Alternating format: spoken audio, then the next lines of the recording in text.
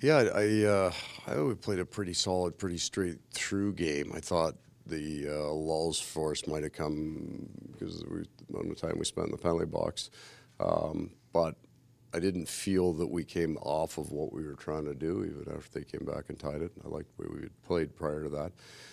They get a little life out of that, obviously, but we were pretty good tonight. With no Eknomont or the Mahura Gudis pairing look like in particular, they really. Yeah, I think Radko played 25 minutes, and then they were smooth straight through. They were hard on pucks, and they didn't see any signs of them wearing down, and scored an awfully big goal for us. So they were good tonight, and they look like they've got some chemistry going the way they're reading off each other. So that's a really good sign for us. The effort from Bob in that specifically a third period. I mean, yeah, I thought we gave up the two that you don't want to give up when you've got a lead like that, but you need your goalie. He's going to have to make at least one good save in the third period with a 1-goal lead, maybe two. He did that, and then looked real calm and almost like when there was more action around the net. He sat there at the start. It was a quiet start for him, and really didn't have too much work in the first. So.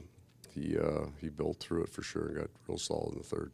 Looking at your D pairings and the responsibilities right now, can this be good for you guys? It would be great for short term to have some different guys playing. Well, you get real looks at the young players that are trying out against. It's so difficult to assess a guy even in exhibition because it's just not the same. So now, the next two opponents are going to spend time in our end of the ice just on skill level and style by the Islanders. So they're going to get all the work they can handle. Are you happy with what you've seen on the penalty kill so far? They've got plenty of opportunities. But yeah, real happy. We'd given up one coming into tonight, and we understand the goals that were given up, so we're not chasing pucks around. We had some really good stands on the last kill at 6-on-4, so I'm really happy with that structure, yeah. And on the PK, it's like Gus Forsling is like a shot blocking machine. Well, he is so good in all of the hard parts of the game that don't necessarily make the replay screen, right? Unless the shot blocking, the sticks, the stopping pucks at the line, the quick exits on dump pucks. He's just a marvel defensively to watch play the game. How much more important is his impact going to be on the game now that you're missing two of your top two? Well, all of them, right? Stahl, Gudish, and Forsling, the veteran guys back there, are going to play big minutes for quite a stretch here now. We believe pretty strongly that Brandon will be back in our lineup. So we'll get a little help there, but we're going to ask those young players to be real important for us.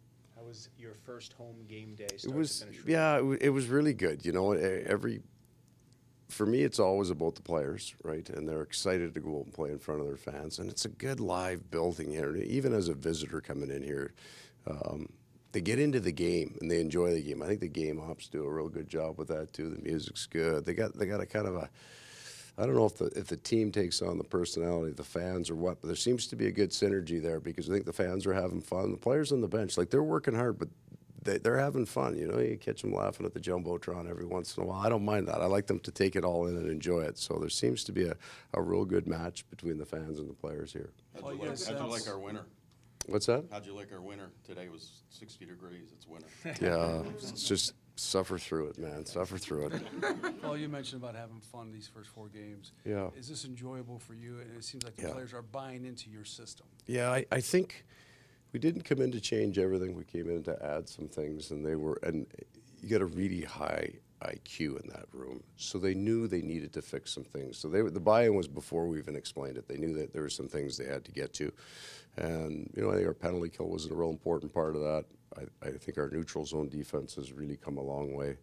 We'll get a little more tested in our next two, but these guys are smart men. They knew they needed to get better in some areas. I mean, that neutral zone defense, especially from the forwards, was one of those things that really looked improved, and it resulted in a couple of those goals off of transition. How does that help you guys in transition? Well, first of all, you want it to be as simple as you possibly can, but you don't want a neutral zone defense that's incredibly passive, right? So I think it's very difficult to change your mindset of how you want to play. We want to play as fast as we can. We want to play as aggressive as we can.